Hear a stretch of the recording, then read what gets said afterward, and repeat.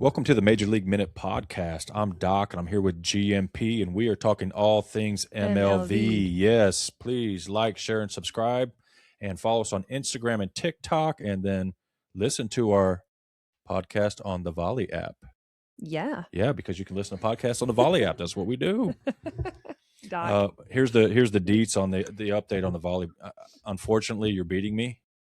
Still. I'm beating you, but I'm losing to your wife and Okay. my husband. Oh, okay. So we're both. Isn't that interesting? Losers. We're the ones on the podcast, but yet they're beating us in the fantasy league. We know jack squat about volleyball, obviously. No, but it's the fantasy league has been fun for us. Carrie's talked a little bit of trash about, I don't know, has Mason? We do compete when we do our roster pickings on Sunday nights. Yeah, we try and do it. We try and outbeat the other one. Like, who can do it faster? Right. So in our league, I'm 14th and you're 9th. Yeah. Overall, out of 28 teams. Well, I think it goes by round. Or is it over? No, I thought it was by round. This round, I'm ranked 14th. Yeah. You're ranked and I was 9th. Yep. And Go Bills got demoted to second place. Okay. Shout out. We have a new winner, and that's Tallahassee Turtles. Tallahassee Turtles. Oh, no, yeah, Tallahassee. I can't read. Tallahassee Turtles. Yeah, Shout out bad. Tallahassee Turtles. The tortoises coming in first. I just wonder, like, how people come up with their names. Like the Certified Roofers Union? I bet I know how he came up with that. My sister joined mm-hmm. Made an account this week, and I was, by her side watching because she had questions at every step. Mm-hmm. And it's time to choose a team name. She's like, what should it be? And I was like, I don't know. What do you like? And she goes, should I say Go MLV? Like, oh, perfect. I'm like, man, we need to be more creative. I wouldn't be bagging on that because she's probably beating you and I both, just like most everybody else is as well. So we'll see. Yeah, we'll see. But shout out to Tallahassee Turtles taking first place. These were the top 3 scorers in Fantasy League this week. You ready for them? Yep. These are the players that scored the most points. Fantasy points. This week. Yep. In the Fantasy League. Okay. And that is number 1. Shannon Scully with Coming San out of Diego. Nowhere. Yeah, I know. That's so exciting. She scored 85.8 points. Then in second place, we have none other than Brooke Nuneviller with Omaha scoring 75.7. And then again, a familiar name in third place, and that's Leah Edmond with Atlanta at 72.2. So pretty exciting stuff. I think Brooke and Leah have consistently been in the top 3 to 5 every week so far. Unfortunately, I don't think I have any of those 3 on my roster. Do you? I don't think I had. I usually do try and pick Brooke, but I think with salary cap, I think I had to let go of her this past week. But so for those that want to join in the league, which we're always taking new participants in the league, what do they have to do to be a part of the fantasy league, of our fantasy league? Download the app. That's obviously first and foremost. playvolley.com/MLM. And then from there, you create an account, and then you just, in the fantasy section, you join the Major League Minute League. Okay. When you were helping your sister do that, did you help her pick the team as well? Or did she know? She's familiar. She's been following along this year. I think she ended up picking like all Omaha girls, but okay. Yeah, she's a home girl. She loves supporting her home local talent and team. So, well, I know how competitive you are, so I was wondering if you were like intentionally telling her to pick certain people that maybe. That's actually genius. I'm gonna do that next week. You didn't even think I'll of be like, hey sister, how'd your week go? Oh, let me help you pick next week. We'll see how that goes. You can have a Zoom call and pick a team. But I'm wondering, have you utilized the chat room yet? What does the chat icon look like on the app? Do you have to push it? Okay. This is called the chat room. Yeah.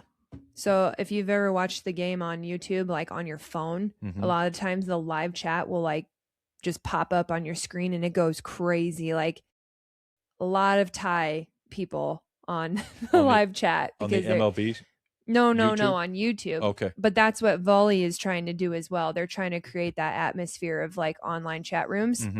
I think you go to community. Okay. and you click this game section and you can open up a chat every game.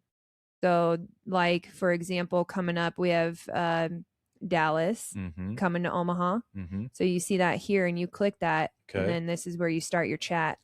And you're just making so you can talk trash on here. You can make comments. Yeah, can you at Nati Valentin Anderson or like used? That's a great question. Let's figure it out this week. Because we talked about last week that there were direct connection between the social media platforms. Right. I have not tried mentioning someone. So let's try it this week. Sounds good. Let's give it a shot. We'll see how it goes. Why don't we get in a week 5 recap? All right. Week 5. Man, it seems like forever ago. Let's get down to business. Why does it feel like so long ago? It feels like a month ago. I don't know. Are you pregnant? Every week you ask this, and every week I'm like, I hope. We'll see. But starting off, we had Omaha at Dallas on the road last Thursday. What happened? What do you mean? What happened? Why do you say it like that? We both had who? We both had Dallas. Yes. No. Yeah, we did. We both did pick Dallas. We did. Because Dallas was cooking at the time. That's right. Well, other than their loss against Indy, which was very underperforming for them. But we both picked Dallas. I was keeping my fingers crossed that Omaha would keep their undefeated road record. I was keeping my fingers crossed for that, but I still think Dallas was going to pull through and come up with the win. I'm so glad I was wrong. Really. Yeah. I'm glad I was wrong. I was expecting a more competitive match, but it was far from that. You think it was far from? I did. Did you look at the scores? Yeah. Okay. Would you say it was a competitive sweep? Okay.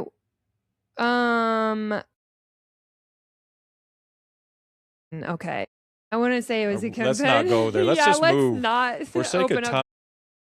And so we thought, remember when the game, we were like, what's happening? Did we miss it? Are we on the wrong channel or whatever? Oh, yeah. This is the game? This is the game. So it was delayed by you texted somebody that was actually in Dallas on the Yeah, they were arena. In venue. And I was like, are we on the wrong channel or is something going on?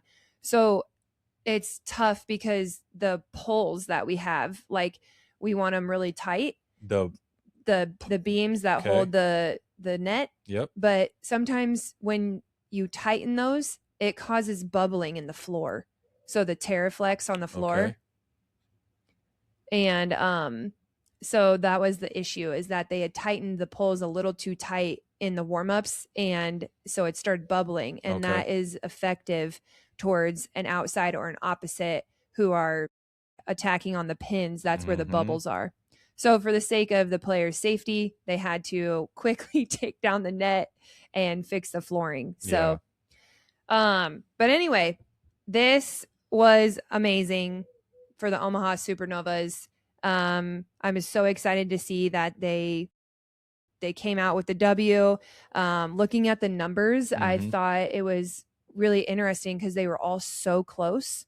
Like the numbers were all so close. So then I was like, in terms of kills, digs, aces, blocks, passing percentage, it was all fairly close. Like, so that would make you think it would be a competitive sweep then. So looking at the numbers, yes, everything was relatively close except one thing, and it was passing. Okay. I think that was the major weakness of Dallas that night, is Omaha outpassed them, which then creates intangibles like rhythm and chemistry. It creates ease and the freedom to set wherever they want. So did Omaha outpass the Pulse, or did Omaha serve better than they passed? That is subjective, or was it, maybe. Yeah. Because the serve and pass game that's what wins matches. Right. Every coach will tell you it comes down to serving and passing. And so I think that's, I guess, I don't know. I can't answer that question if Omaha outserved them or if they outpassed them. On the sheet of paper, I just see that they outpassed them. I think Dallas was out of system far too often. And so it became a predictable offense. It became, only one option became emergency sets, all those types of things. And that makes a hitter's job very, very difficult to score. So I think what it came down to was Omaha outpassed them. Now, speaking of passing, this was the most interesting thing of the night, and that was Morgan Hentz didn't get the start. Was that this game? Yes, it was. Okay. Because Allison did? Allison Holder, because what we witnessed the last two matches of Omaha is that they're now utilizing the two libero option. Okay. So they're using now Allison Holder for serve receive. So when the opponent is serving, Allison is in. Yes. But when we are serving, they will flip-flop and put Morgan in for defense. What do you read into that? What are they saying without saying it by making those changes in the lineup? I think there's a lot of things. You have to, first of all, give credit to Allison Holder. I think that she's someone who works extremely hard. She hasn't played a whole lot up to this point. She has not. This season. But that doesn't mean she's not working hard in the gym. You know what I mean? Yeah, you know that. Absolutely. So I think there needs to be credit given to Allison. She's obviously passing well in practices in order to earn the starting position. There's also the flip side of Morgan. Morgan is a U.S. like Olympic roster two-time libero. She's two-time MLV libero of the year. And so we don't discredit that, but I will say that I have noticed there's a little bit of regression in her serve receive. And so that really makes me think of the mental side of the game, because we know Morgan can do it. Her skill, her talent, it is 100% there. But it's interesting for me, outside of a coaching role this year, I wonder what's going on in the gym. Are they asking her to do something different? Are they trying technique wise? Are they trying to have her visualize something else? Are they trying to give freedom? There's so many different things in this scenario that we cannot necessarily speak truth in, because we don't know, we're not there, we don't see it, we don't hear it. So there's just a lot of different things that could be going on. But I will say, as a former outside hitter who is required to passing is really like completely a mental game. Sure, there's maybe some physical in it, but it's mainly mental. And so I want to encourage Morgan. I want to, affirm her that she is one of the best passers, one of the best defenders. She deserves to be on the court. Everybody maybe has a lull here and there, but the important thing is that her teammates and her coaches are supporting her, and they're encouraging her, and they're building her up. We'll see if this two libero system is going to last the whole season. I don't know. It may not. But it's just really interesting. I think a lot of people online were like, right, what is happening? Yep, what is going on? Yes. Are we good here? Yeah. And the bottom line is the Novas swept in 3. Nati was flying on. Super Nati was doing what Super Nati does. She was fighting for her team. They just could never find any rhythm. They could never find their pulse. She seriously was flying everywhere. Do you remember the play where Omaha overpassed it in the camera angle? Like, everybody watching thought the ball was about to hit the floor from the camera angle, and all of a sudden Nati flies out of nowhere, and one arm like passes the ball perfect. That girl she's crazy. I love her. And they tried, outside of Nati fighting, they tried a little bit of everything. I mean, they were subbing in at every position. Kate Horde got some hacks out of the middle. Kelsey came in on the opposite. They were trying everything. Malaya Jones and Isabel Martin, Kaylee Cox, they were trying everything. Just wasn't enough to get them over the hump and to get them back in rhythm. Right. For whatever reason. You mentioned the serve and pass game. For whatever reason, Maldonado Diaz did it. She was the lone bright spot. Yeah, she had a fire under her butt. She hit 519, went 16 of 27, but now the Omaha Supernovas, they're trending in the right direction. What did you see out of them in this match? Love to see. I think that all of their hitters were working that night. All of them were successful. All of them were producing. And so that's what I like to see is like Sydney now has the freedom and the flexibility to utilize whatever position.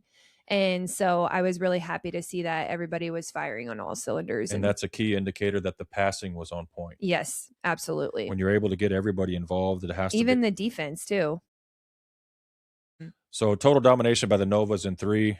Toy is establishing herself as a middle blocker. She went 6 of 10 for 500. Bomb dot on the opposite side, 15 of 30 for 367. 11 of 28. She only took 28 hacks in a 3-setter, hitting 357. Yeah. Who you have 14 for 30 here? Oh, is that Brooke?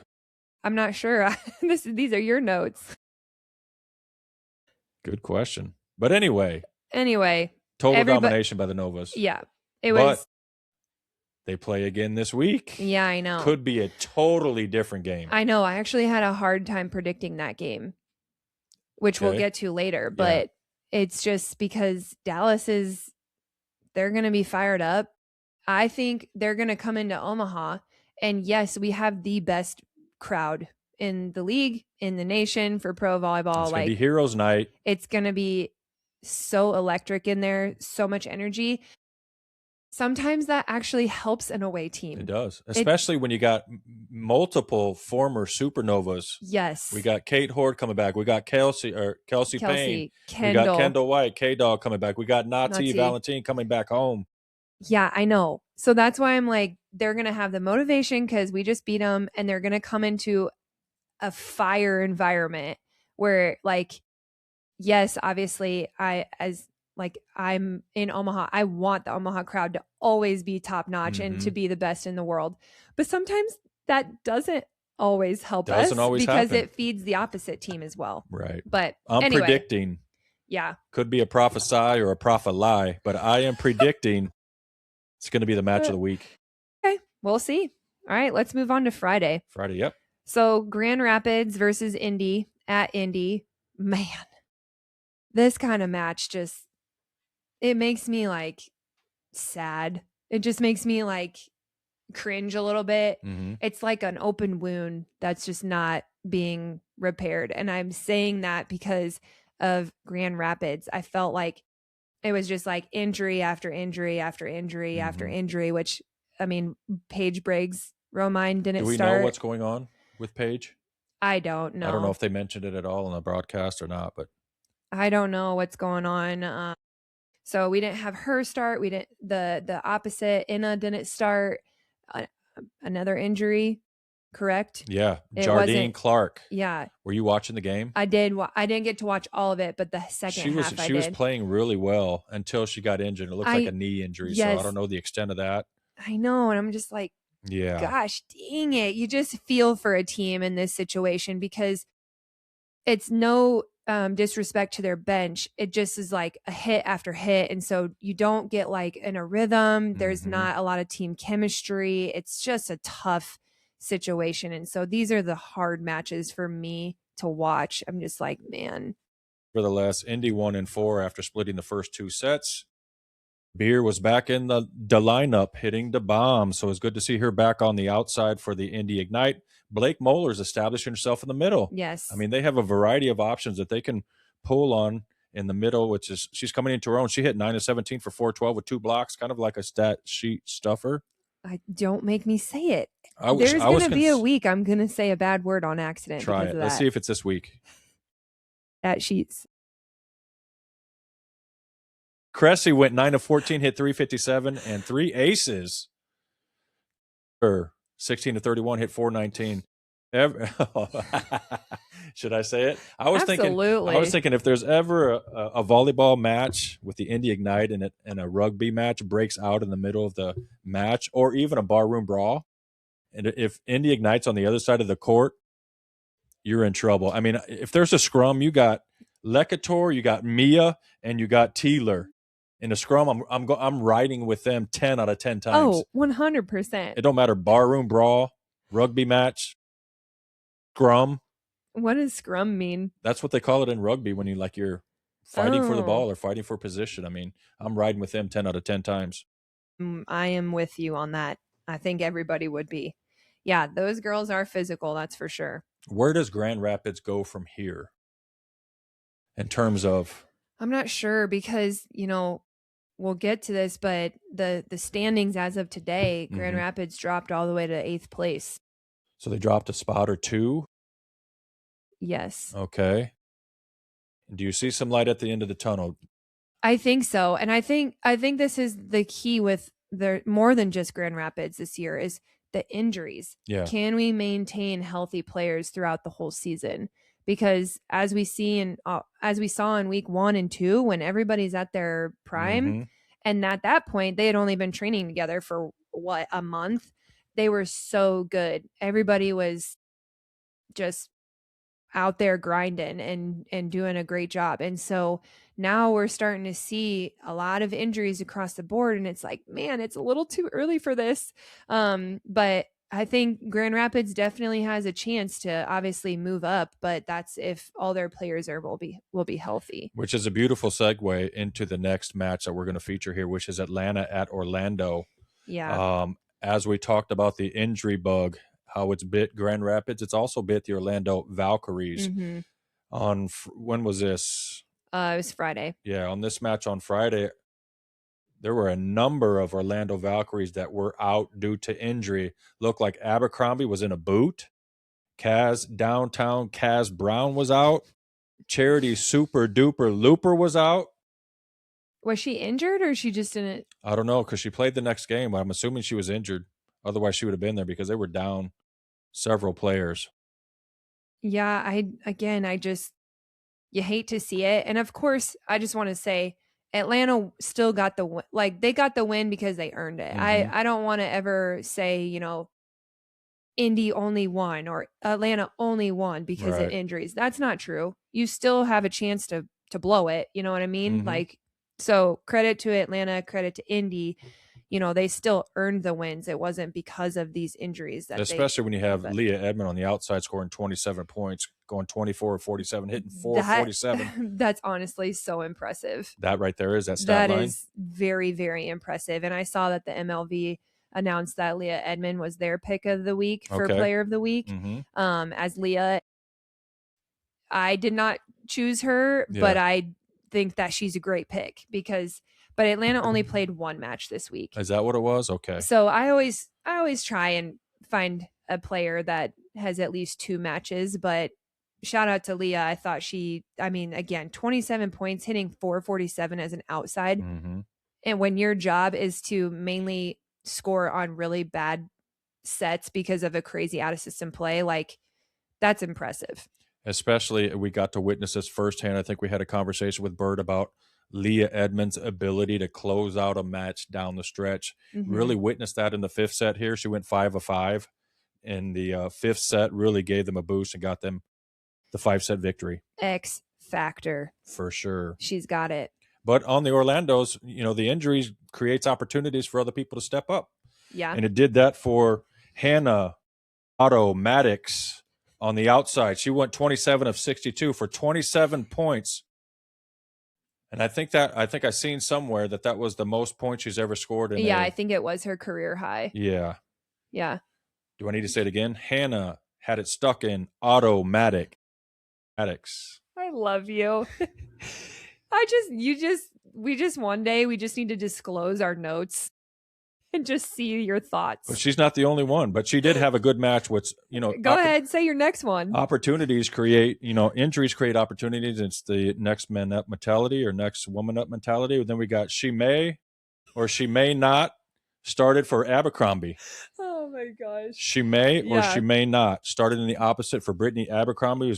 I'm assuming is going to be out for several weeks. Looked like she was in a boot. I did hear a commentator. They are hoping that she will return soon, but you just never know what that means. Yeah, again, we'll have to wait and see. But yeah, Shimei, what did you think? May, did she may or did she may not? She did. She did. I love it. Okay, I don't. What do you know? Natalie there Foster she is again, getting 4 aces. I wonder what her ace count is at. I didn't check, but you want me to pull it up? Sure. No. She's killing it. I mean, 4 aces.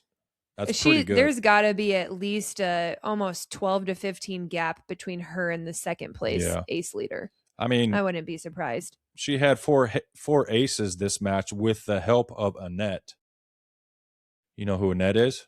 Tell me. It's when your serve hits the net and it just trickles down into an ace. She's a nice lady. I like her. Annette is she can be mean though too. She can be mean. But she helped. I don't know if you watched the match, but she was helping with those aces. And that's part of what you're designed to do. We decided that Natalie may or may not know exactly where her serve is going, but the idea with the serve is to keep it as close to the tape as possible. Oh yeah, we train that. Yeah. I mean, there are times when we train like your serve wants to hit the tape. And it's obviously it's a gamble if you do that live in a game, but when it does happen, it's perfect. The principle there is to have a tight relationship with a net. I like, man, that's so good. Sometimes it'll work for you. Sometimes the net will work. Sometimes you win some, you lose some with the net. Yes. And then we had Colby Neal come in. Yes. And she actually did great. And I see that you wrote she came in with a spark. Mm-hmm. And that is fitting because I noticed that this particular player, Colby Neal, she puts a ton of sparkle in her hair. Oh, nice. So I just think that's funny. I am against it because her hair is covered in sparkles and glitter. I had never seen her play before this match. Have you? No, okay. I have not. Is she new to the roster or new to the court? So when they were in Omaha, yes. She didn't get to see the court that time. But so she traveled. Okay. Yes. Yep. So she's been on the team the whole time. But this is why I'm against it. If you touch your hair and then you touch the ball and then I touch the ball and I get glitter in my eye, I am going to be so mad. And I think that's like, is it an ick? I would not say that it's an ick because I don't think it's icky. Okay. I just think that that's not a wise decision. Do you think it should be a rule then? Because is that likely to happen? Well, or has it happened? If she's a starter, for example, and she's getting in every, 3 rotations because she's a middle blocker arguably touches the ball just as much as a setter if they're getting blocks. If that glitter is on your hands, that could affect the ball if you can get glitter everywhere. So I am just very much against it during a match. Go ahead. If you want to put glitter in your hair any other time, that's fine. It's not an ick for me. I just don't think it's a wise decision. Okay. I'm surprised that it's allowed. But even with that, she played great. Came in. She did. Hit 407, 571. Yeah. And actually provided a sparkle. I agree with that. I very much agree. And I applaud her for it. Yes. If you're listening, Colby, maybe take it easy on those sparkles. Moving right along. Okay. This is your volleyball ick. Did you see her again? Orlando's libero with the black shoes. Oh, I thought we were socks. Moving on. We are. We're moving on to this. I did. Man, she's really good. She is good. I can't. That's why I'm saying, there's no truth to me saying if you wear black shoes and white socks, you are not athletic. She's proving you wrong. It's still an ick for me. You don't look athletic. Are you could saying still that be you're athletic. wrong? You could be wrong. No, because I never said that. I was speaking in absolute truths. Okay. I did. I was like, no way does this mean that you're not athletic if I'm saying this. I'm just saying you don't look like it. Okay. But she is, and she's doing good. A great job. Yes, she is doing a great job. Which takes us to the next match, Columbus at San Diego. Excited for San Diego. So exciting. It looks like they're on the upswing. We had some conversations with Hayden, and she mentioned to you, to us, they're doing the right things. They're working. They're staying hopeful, and they knew that their time would come, and so it's really exciting to see that it's happening. It's happening for them now, not later. It's happening now. San Diego 1-4. Yeah, and the Mojo are finding their mojo, literally. Yeah. So talking about Shannon Scully. Okay. That's so exciting for her. Yes. She came in and unfortunately she came in for Hayden, but she came in and hit 500, 8 for 16. And she passed Nails too, right? Yes, she did. So it was really exciting to see that for her. Maren Grote obviously doing her thing, hitting 455. And then Giovanna. Yeah, Say you're the last name. smiling Good luck with because, that one. yeah, you wanted Say me to it. say that. I don't know.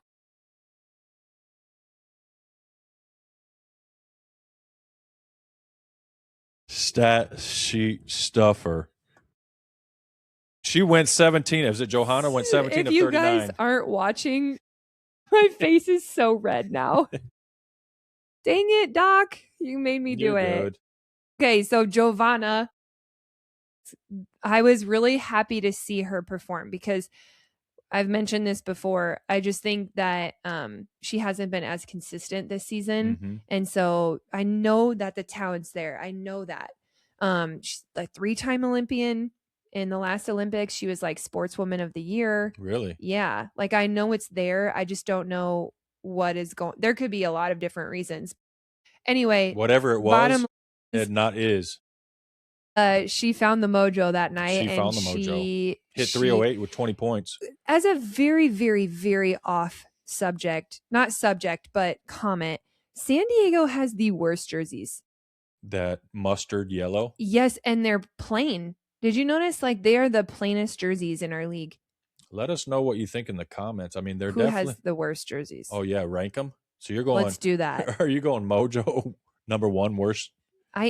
Is it the color or is it the design? Okay, I am not the biggest fan of the color. That's a tough color to put on certain skin types, but it's just super plain. If you notice, like Omaha has like their galaxy like star, the Pulse has their little pulse. You know, Atlanta's are like neon ombre, you know, some of them, like Columbus has their Fury logo. San Diego is literally their number. San Diego Mojo, and that's it. There's nothing else. What'd you call it? Dull? Bland? I think I used the word dull earlier, but was it about there? Okay. I don't know. They're boring. Who's not boring is Marley Monterey in the setter position. She is so She fun. is just fun to watch. She is. I'm a fan.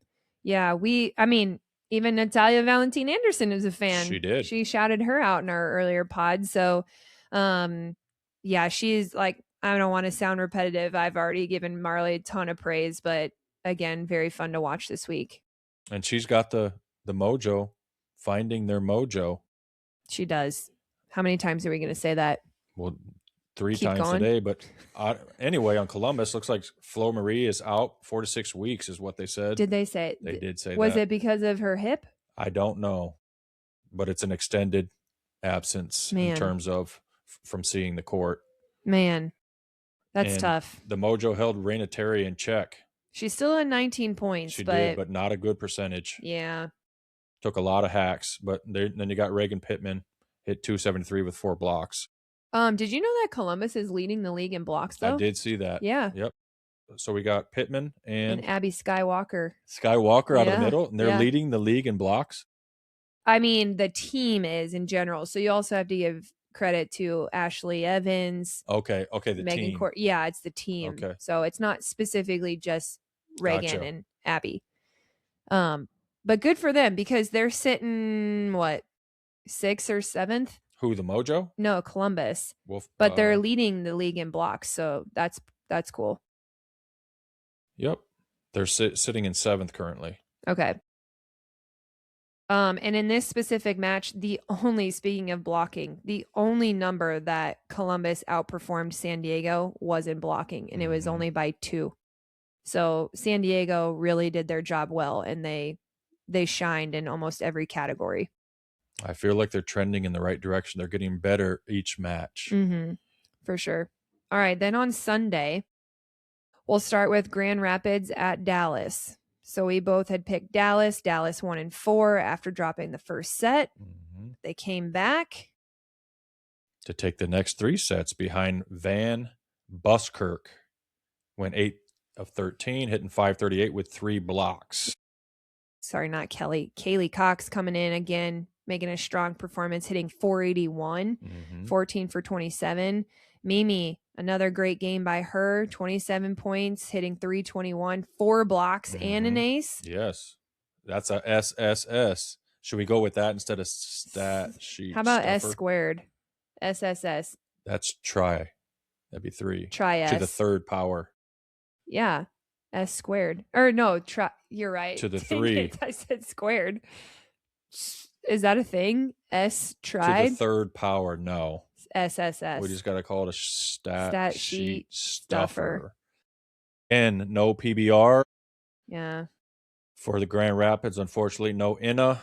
Alexis Shelton led all scorers with 15 points for the Grand Rapids Rise. Good to see her getting some playing time and actually doing well. Nobody hit over 250, which is for you said that's the that's threshold. Like the baseline of what an outside should hit. If anything they want over to be 250 is good, or 250 would be on the lower, like it would be just on the line. Okay. You want to typically be above that if you want to receive some accolades, some recognition.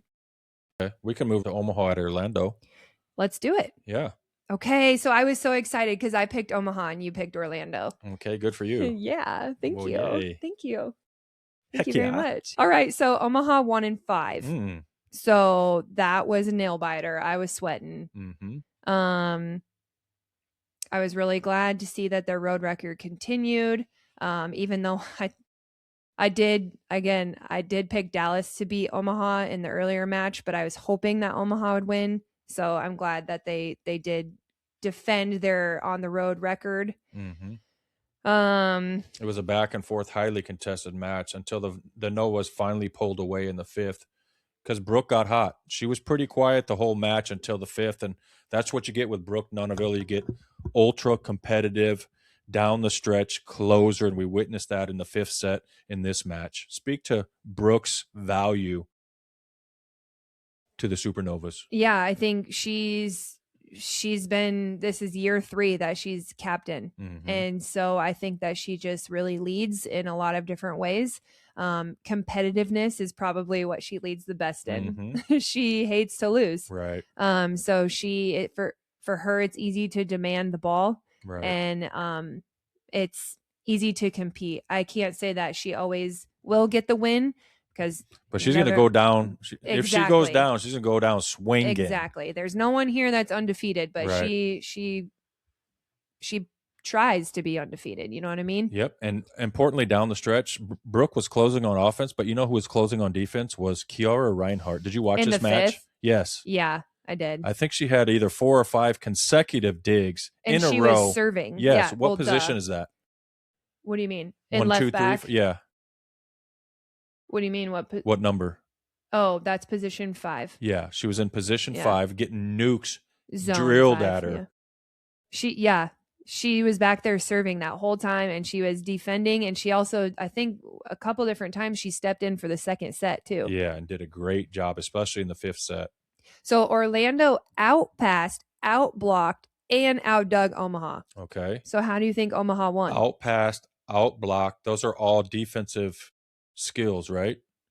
Outpassed, outblocked, and outdug. So they outdefended us. They did. So how'd Omaha win? I think it was because of the out of system play. So I think Omaha was able to turn points and execute on out of system, and Orlando was not. Right. And I think that was really just the only difference. And one of those out of system hitters, effective hitters, is Reagan Cooper. Yeah. Really good at hitting balls out of system. Yeah. Some of these angles that she's able to create with an angles or angles, both. And yeah, angles, Angles.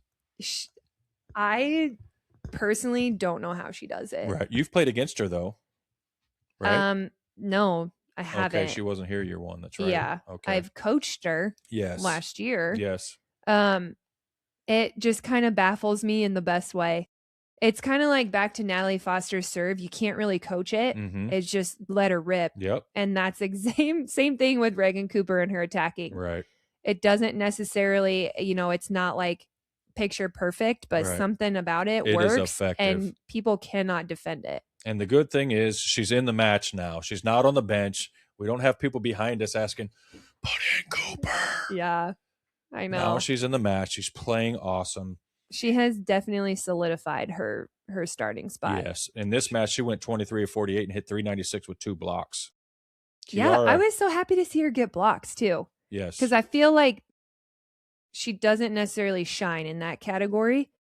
Like, she's tall. She's like 6'2", 6'3", but yet you don't really see her getting a lot of blocks. Okay. So I was really happy to see that. She's more of an offensive outside. Yep. And Kiara Reinhardt went 7 of 14, hit 357. Check this out: 9 digs, and I think 4 in the 5th. Is 9 digs for a middle a lot? Absolutely. It is? Okay. Yes. So she almost had a double-double. 9 digs. I just was looking at liberos just today, and they're averaging anywhere like 13 to 15 digs a match. So for a middle blocker to have 9, that's amazing. Amazing. Speak to Toy. I know you love Toy. I do love Toy. Well, tell us about her. She's really establishing herself. Yep. So just like in the last match against Dallas this week, she again proved herself worthy. She's, I feel like, really getting comfortable with her position and her role. She's really starting to have confidence in herself. And I mean, come on, 10 for 15, hitting 600. With a block out of the middle. I love it. I absolutely love it. Good for her. And again, the Novas did the libero thing, the 2 libero thing again. Yes, they did. It seemed to be working. I'm assuming they're going to continue that as long as they keep winning. We'll have to wait and see. Yep. We'll have to wait and see, because I don't know. Maybe Morgan, maybe she, I don't want to say bounces back, but maybe something changes and she starts, out passing Allison, or maybe we'll see Allison starts out defending her. I don't know. Stay tuned. Yep. Shampoo was out this game.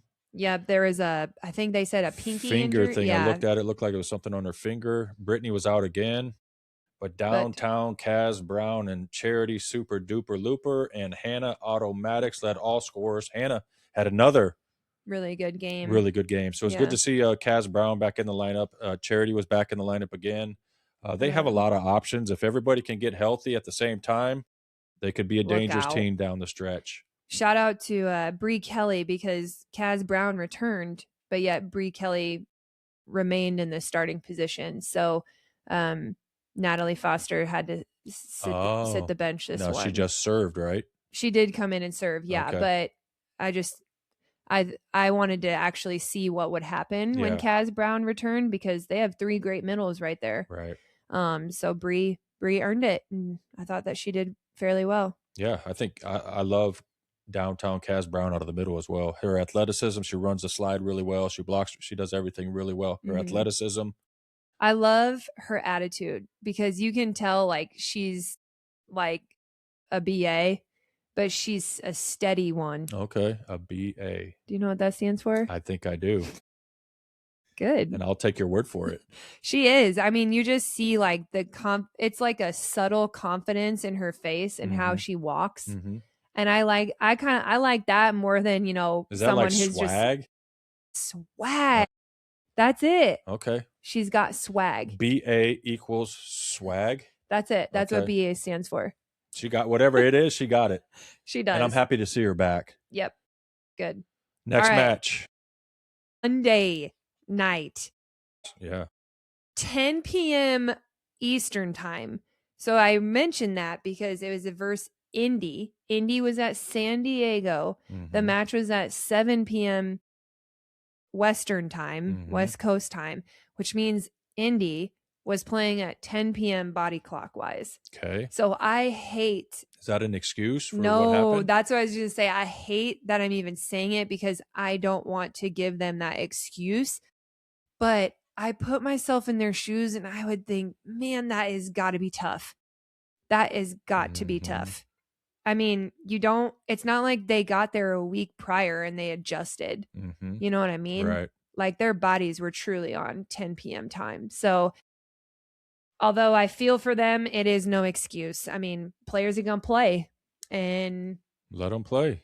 This was really exciting for San Diego. They won in 4. They did. It was my match of the week. So really? I know I kind of revealed that already, but I was just really, really excited to see San Diego. They're just like, they don't care what their record is. They don't care what, who knows what other people are saying or expectations, or they just are trying to genuinely play with one another and have fun and compete. And we witnessed that 2 times this last week. Indy's the team that changes their lineup quite a bit, right? Even the starting lineup. They did that in this one. And I was wondering if it threw off their rhythm a little bit.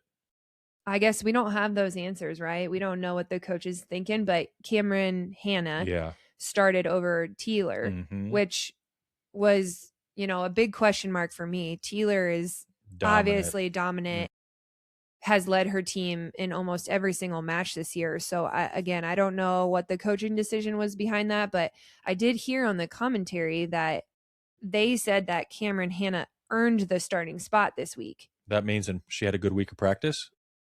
Yep. Okay. That's how I would take it. So I just thought that was interesting because then unfortunately Cameron Hanna didn't finish the match. Teeler did, and Teeler came in and did what Teeler does. And did I write it down? She finished strong. I don't remember what her hitting percentage, I want to say, was like over 300. Right. Teeler did what Teeler does. Yeah. But on the Mojo side, I mean, they pulled out the dub. Yeah. With Loberg on the bench. And both their middle blockers were subbed out. So we had Kayla Caffey come in and Taylor really Sambothi. Well. Yeah, they both did. I think Sambothi really lit a spark. She did. She came in with a lot of energy. She did. She was angry, it seemed like. It really, I was watching her, I was like, dang, she looks mad. She did. But in a good way, and it paid off. So yeah, you talk about lineup change. Mojo did the same thing because Hayden Kubik didn't get the start. Right. But she came in and she really outperformed. She did. A lot. Scully played well again. But to me, there's a difference in when you start a different lineup as opposed to when you go to a different lineup in the mid-set or mid-match. Okay, I see that. You know what I'm saying? Yeah, I see the difference. We've seen this a couple different times with the Indy Ignite where they'll start a totally, different lineup, including the setter. Well, they have all amazing players. So I don't know, maybe the coach is trying to figure out what works, or she's trying to give experience to everybody, because when it comes down to it in the finals, you never know who you're going to need to rely on. Right. You never know what's going to happen and who you need to pull off the bench. And, in a player's mind, from a player's perspective, what is it like if you're used to starting match after match after match, and then suddenly you're pulled from the starting rotation mentally? Yeah, mentally you're down. Right. Obviously, but with any great athlete or competitor, you don't let it defeat you. Right. You figure out, okay, why did I get pulled? Let's say it was passing. I'm going to now go into the gym 30 minutes extra and get extra passing reps. If you're a true competitor and athlete, I think you're going to find a way to get back to your earning spot. Yep. Or did I say that wrong? Starting. You're going to get back to earning your starting spot. Sorry. Nevertheless, the Mojo, they went from 8th place, and we'll get into this a little bit. They jumped to 6th place after this week, 2 wins. And that's exactly why we have Hayden Kubik as the Rookie of the Week. Yes. So we might as well get into it. I agree with you. I think Hayden, with just the situation of, coming in off the bench and just shining, that's a tough role to have. And she came in and made it look really easy. So I agree. I think Hayden did well. Did you watched the match, right? When she solo blocked Mia. Mia went to dump it, and Hayden was already there in the air, and she's like, "No, ma'am." No. And it went straight to the ground, and you saw the camera angle was perfect right on Mia, and Mia was like, "Oh, my bad. Sorry, my bad, y'all." Shoo. So I think Hayden was a great pick. I think that she not only scored, she defended, she blocked. She did really well. All around stat sheet stuff. For the rookie, Hayden Kubik, congratulations on being the Rookie of the Week. From the now, MLM podcast. Our hip, our high key player of the week. Impressive player of the week. Hip. Man, something's wrong with my brain. I said that wrong, didn't I? No, it's close enough. Okay. I went with Marley. Why? They got 2 dubs. I just like her energy. I feel like as long as she's on the floor, they have a really good shot of winning, no matter who they're playing against, whether home or away or whatever team. Just the energy, just the positivity. I feel like because of who she is and what she embodies, the Mojo are able to play free and have fun. They look like they're actually having fun. Even though they weren't winning up to this point, they were still having fun losing. And that's what Hayden alluded to. We're doing all the right things. Eventually, it's just going to take a little bit of time, and this thing's going to click. And from what I'm seeing now, Marley Montsere has a lot to do with that in terms of them clicking right now and getting 2 wins this week. I don't have anything to add because I think you said it so perfectly. Then why did you go with Reagan Cooper as your hip? Because, well, thanks for spoiling it. But no, I'm just kidding. Reagan's hitting percentages and points scored are just really impressive to me. For someone who, unlike Marley, she didn't have that starting position since day one. She had to, unfortunately, sit the bench for the first 4 matches, was it? 4 or 5? Didn't see the floor at all. Not at all. She came in, I don't remember which game it was, but she came in for 1 point as a blocking sub. We served it in the net and he immediately subbed her out. So coming from that start and now having week after week of these really high hitting percentages, I got to clap for her. I can get with it. And they're winning with her. They beat Dallas and they beat Orlando this week. So that's why I feel like. I think Reagan Cooper is a great pick for the hip of the week. Congratulations, Reagan Cooper. Yes. Now for low-key impressive player. Yep. So maybe this is considered like a silver medal. Maybe not like the gold medal, or is it like? You mean, no, I would consider it gold A, gold B. Okay. Nice. You're welcome. Nice. All right. So we actually both agreed again on our lip of the week, and that is Shannon Scully from San Diego. Coming out of nowhere, leading the fantasy league in number of points this week. Yes. Playing outstanding for the Mojo. Shout out to Shannon Scully from the Mojo. I can't remember what her numbers were last night, but she was 8 of 16, hit 500 in match 1. Last night, I think she had a similar hitting percentage where it was 290, maybe almost 300. I think she passed well. But exactly. She just led in a lot of different ways. So it was exciting to see her. And again, she kind of came out of nowhere this week. Hadn't really seen the floor so far this season, and then comes in and is like, yeah, y'all better recognize. I am here and I'm here to stay. So that's Shannon Scully. Congratulations. You are the Major League Minute podcast low-key impressive prayer. Dear everlasting Father. I'm glad it's not just me that messes up. I'll just say lip. You got a match of the week. I didn't pick one. Well, can you think of one on the spot, or maybe you'll agree with me? I picked last night's game, which was San Diego versus Indy. What was so good about it? I mean, it was great we have for San Diego, who was, the bottom half, coming and upsetting the number 1 team. So did we have a 1-8 matchup?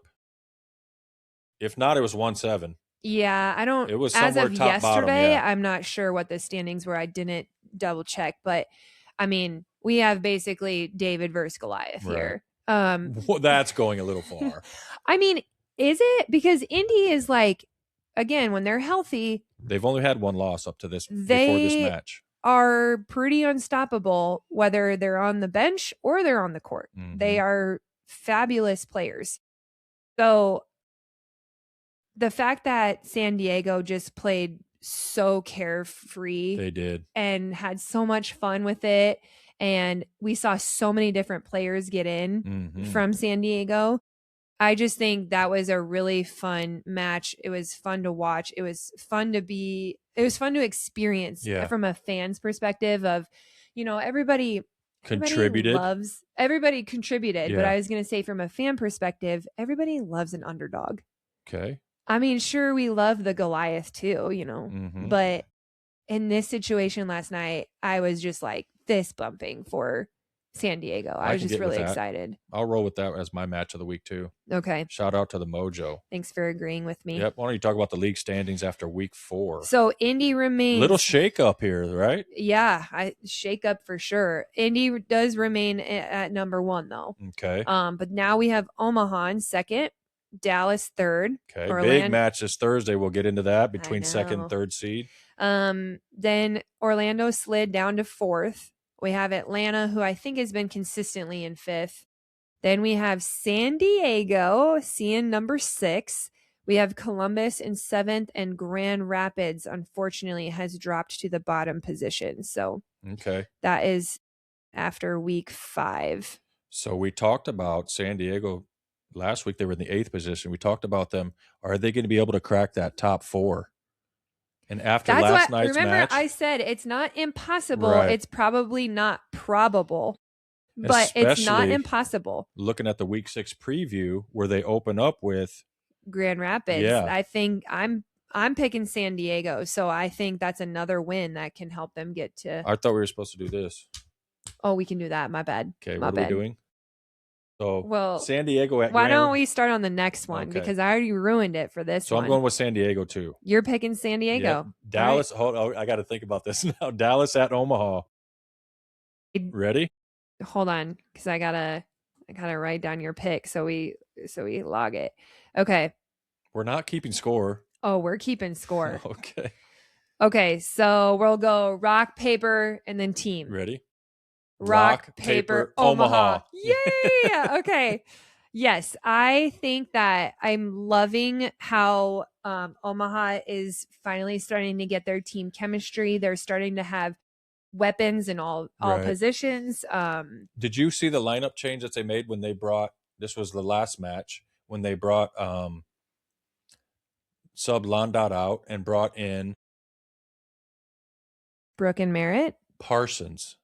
Oh, yes, I did see that. On the opposite. I liked it. I have been waiting for that. Really? I have been. It didn't even blip on my radar. Really? No. Because Sarah, Reagan, Brooke, they are, I mean, even Nora, they're all such great outsides. Mm-hmm.